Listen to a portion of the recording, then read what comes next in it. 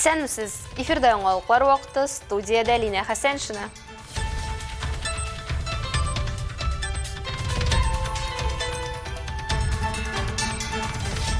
Нефтчеләр төбәкнең экологиясе һәм социаль үсешен кайгыртуын дәвам итә. Шишмәләрне төзекләндерү моның ачык мисалы. Все это стало возможно благодаря большой поддержке компании «Татнефть».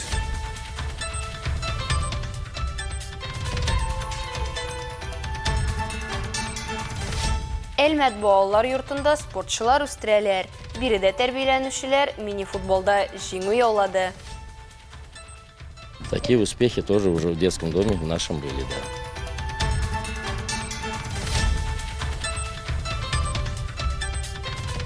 Әлмәт футболчылары Республика Кубогы финалына чыкты. Калабыз командасы үз мәйданчыгында төп бүләк өчен көрәште. Игра чуть-чуть, конечно, как бы была напряженная, но после 20-минутной уже наши начали понимать, что, как зажимать, где-то фланги какие-то закрывать.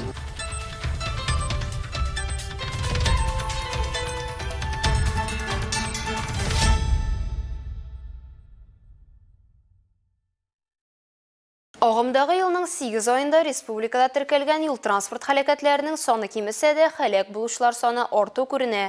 Бу хакта үз чыгышында Татарстан Республикасы Дәүләт автоинспекциясе административ законнарны үтәү бүлеге начальнигы Андрей Кортмен җиткерде. Үз чыгышында ул Татарстан Республикасы юл хәрәкәте иминлеген тәэмин итү эшчәнлеге нәтиҗәләре һәм Әлмәт районында авариягә китергән сәбәпләр турында сөйләде.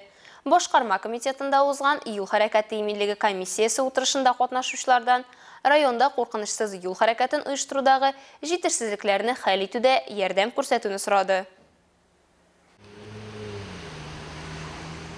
Әлмәт районында авария хәлен һәм күрелә торган чаралар турында Әлмәт районы ЮХИДИ бүлеге начальнигы Валерий Гыйздәтуллин сөйләде. 2024 елның соңгы 8 аенда Әлмәт районы территориясендә көйләнгән эш нәтиҗәсендә авария хәлендәге төп күрсәткечләрне киметүгә ирешелде диде ул. Федераль, региональ һәм җирле әһәмияттәге автомобиль юлларын карап тоту һәм ремонтлау 2024-2025 еллардагы кышкы чорда районның автомобиль юлларын тәртиптә тотуга әзерлек буенча уздырылган чаралар турында Рафис Сафиуллин һәм Фидаил Хайрнасов хисап тотты. Киңәшмә барышында башкарма комитет җитәкчесе Айдар Каюмов юл билгеләренә бәйле проблемаларның барлыгын таныды. Бигрәк тә аларны мәгариф учреждениеләре янәшәсендә урнаштыру мөһимлеген күрсәтте. Моннан тыш ул ЮХИДИ хезмәткәрләре игътибарын инвалидлар өчен билгеләнгән автомобиль кую урыннарын билгеләүгә юнәлтте. Шулай ук район башлыгы Тимур Нагуманов карары буенча быел шәһәр һәм төп магистральләр буенча кайнар пластик белән юл билгеләүгә 20 миллион сум акча бүлеп бирелгәнлеген искәртте. Айдар Каюмов кызыксынган якларның юл хәрәкәте иминлеген тәэмин итү өчен нәтиҗәлелекне арттыруны, юл хәрәкәтендә катнашучылар арасында һәлакәт профилактикасы бурычларын билгеләде.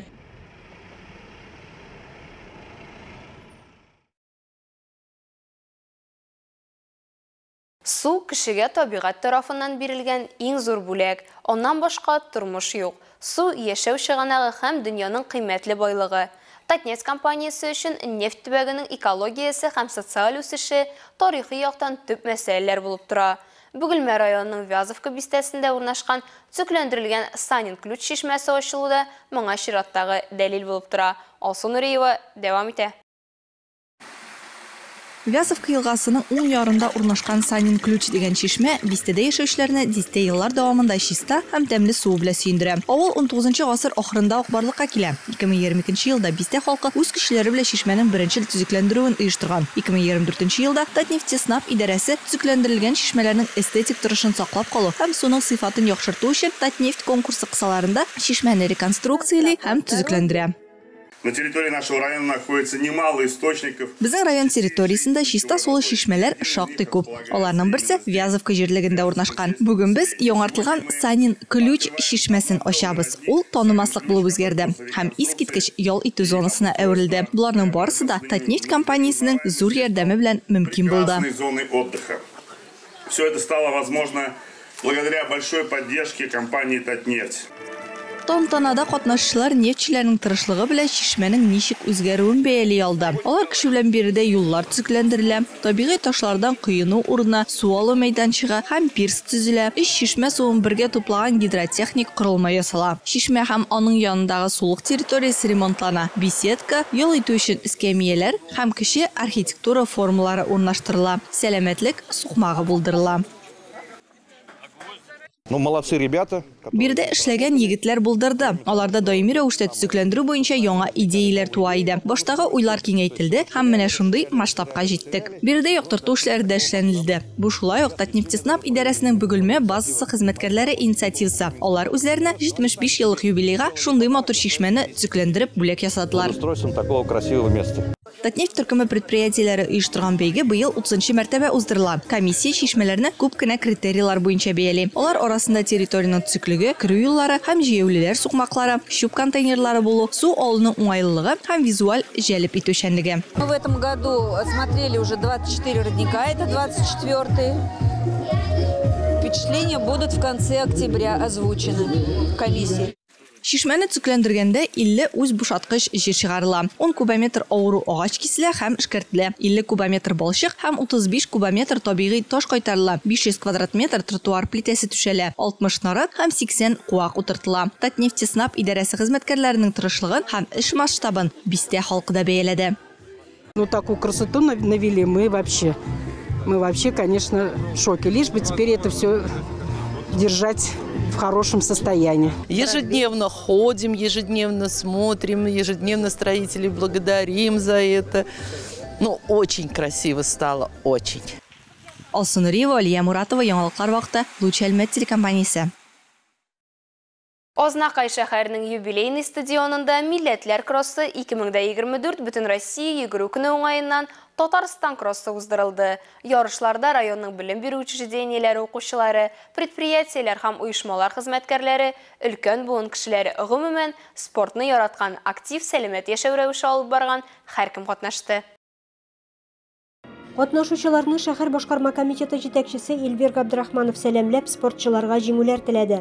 Матур иттереп катнашып, бәла казаларсыз, исән-имин үткәргәнсез һәм инде барыгызга да тагын бер кат бик рәхмәт.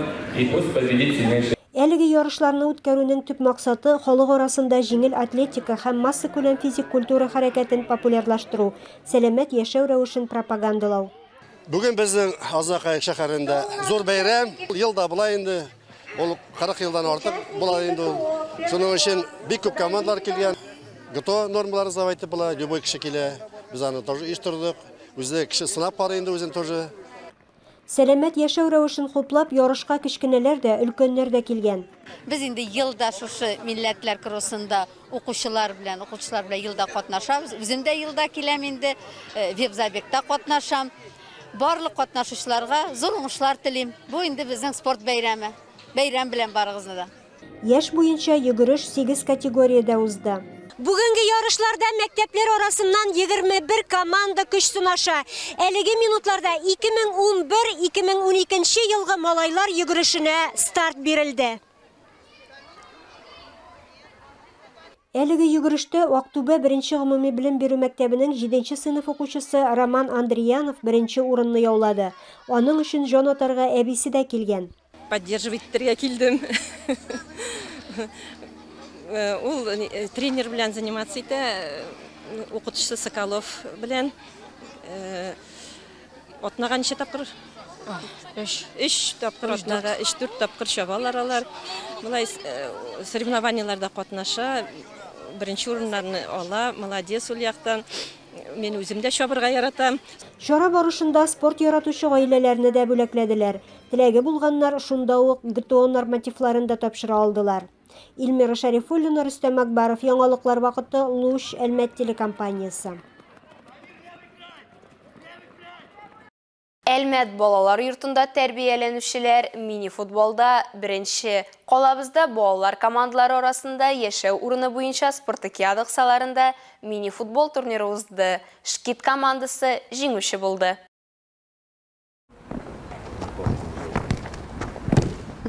Мини-футбол буенча ярышлар хоккей тартмаларында узды. Командалар башта 2 төркемдә уйнады. Иң яхшылар финалга чыкты. Алга узучылар Шкит, Әлмәт балалар йорты, Искра, Метеор һәм Восток командалары булды. Балалар йорты командасы финалда лаеклы җиңү яулады. Очень рад за свою команду. Бик шат бу балалар йорты өчен кечкенә бәйрәм. Команда характерын, рух көчен, кыюлыкны күрсәтте. Һөҗүмче Ангелина Тарасова 6 гол авторы булды. Как говорится, силу духа, дерзость. Хорошо сыграла у нас нападающий Тарасова Ангелина. То, что те моменты, которые были, она все-таки забила. Футболны Ангелина Тарасова кебек бер туганы Евгений да ярата. В футболе там есть игроки, которые больше тебя понимают, и ты с ними больше сыгрываешься. Вот я больше люблю играть с Айдаром пасом, потому что Айдарик меня понимает. Но, короче, у нас команда очень хорошая, мы очень сплоченные и любим играть пасом. Команда булдыра алганның барысында эшләде. Алга таба әзерләнергә стимул бар. Там надо еще участвовать и на первенство РТ. Безгә Татарстан беренчелегендә дә катнашырга кирәк әле. Біз Идел буе балалар йортлары арасында да катнашабыз. Алга таба иң лаеклы 3-нче этап Россия. Первый этап, второй и вот самый такой третий этап — это уже Россия. Такие успехи тоже уже в детском доме в нашем были, да. Әлмәт балалар йорты тәрбияләнүчеләре футболда гына оста түгел. Когда появляются соревнования, мы на них ездим. Вот в том году же, да? Среди команд детских домов школ-интернат проводилось соревнование «Шугалак» в Лениногорске. Мы заняли первое место. Уңышның нигезен балалар йорты коллективы көн сайын 2 сәгатьлек тренировкаларда дип саный. Лина Хәсәншина, Олег Павлов, яңалыклар вакыты, Луч Әлмәт телекомпаниясе.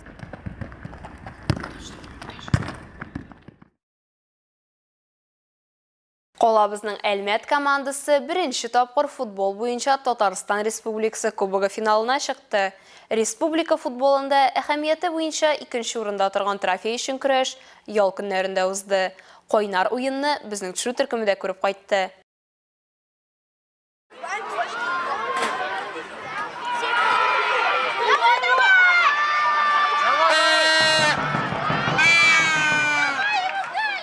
Ял көнен мотор футбол уйыны карап үткәрергә теләүче шәһәр халкы һәм кунаклары шәһәр стадионында җыелды. Бүген биредә Казанның Стрела һәм Әлмәтнең Әлмәт командалары көч сынаша.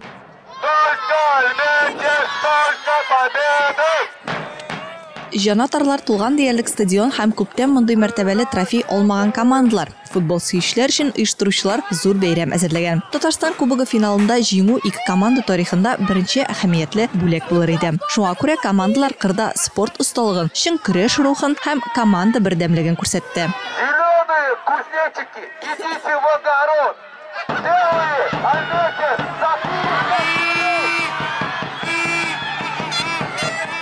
Путь был долгий у нас в этом году, он начался у нас. Быел безнең юл бик озын булды. Ул май аенда ук башланды. Беренче стадиядә без Түбән Камадан Академик командасын җиңдек. Аннары Чаллыдан КамАЗ командасын уздык. Мөгаен иң драматик матч ярым финал сериясендә булгандыр. Өйдә без Казанның Нефис командасын 3-1 исәбе белән җиңдек. Казанда 2-0 исәбе белән оттырдык. Пенальти сериясендә 5-4 исәбе белән җиңеп, без бу матчта катнашу хокукын алдык. В серии пенальти 5-4 мы получили право как раз таки участвовать в этом матче.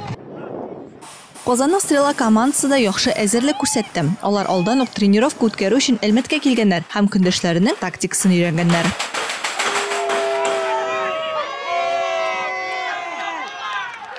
Мы приехали заранее, за день, вчера. Без бер көн алдан килдек. Кичә бу кырда уйнап карадык, чөнки без гадәттә ясалма кырда уйныйбыз. Ә монда табигый кыр. Алар аерыла, барыбер бераз башкачарак. Бу сезонда әле очрашмасак та, көндәшне һәм аның кырдагы үз-үзен тотышын без белә идек. Алардан нәрсә көтәргә икәнен алдан өйрәндек. Ну, мы примерно знали, что от них ожидать, хотя еще в этом сезоне не встречались.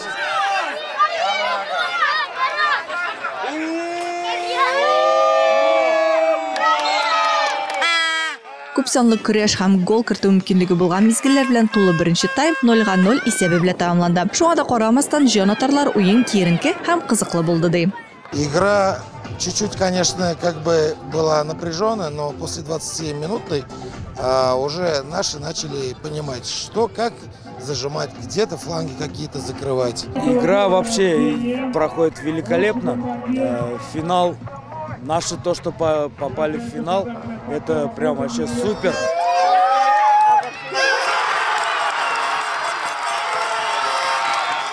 Икенче тайм башында әлмәтләр пенальтины гамәлгә ашырып счет ачтылар. Әмма озакка сузмыйча казанлылар команда бердәмлеген күрсәтеп 5 минут эчендә 2 туп кертә. Алга таба да мөмкинлекләр шактый булуга карамастан, командалар бер-берсенең капкасына туп кертә алмый.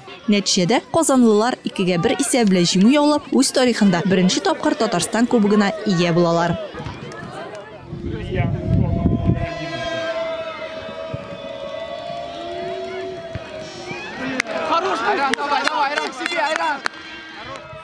Алсу Нуриева, Алия Муратова, яңалыклар вакыты, Луч Әлмәт телекомпаниясе.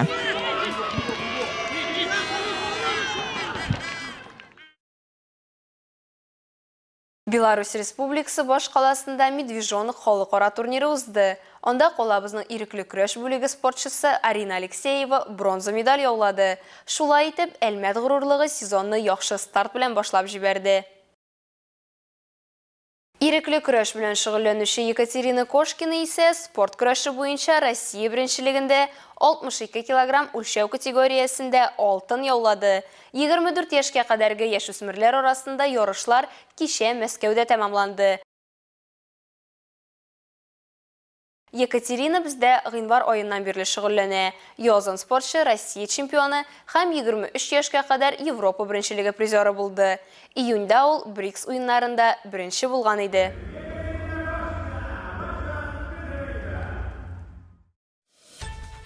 Әлегә шулар, Милина Хәсәншина һәм монтаж операторы Динара Гайнетдинова сезнең белән сау булашабыз. Исән-имин булыгыз.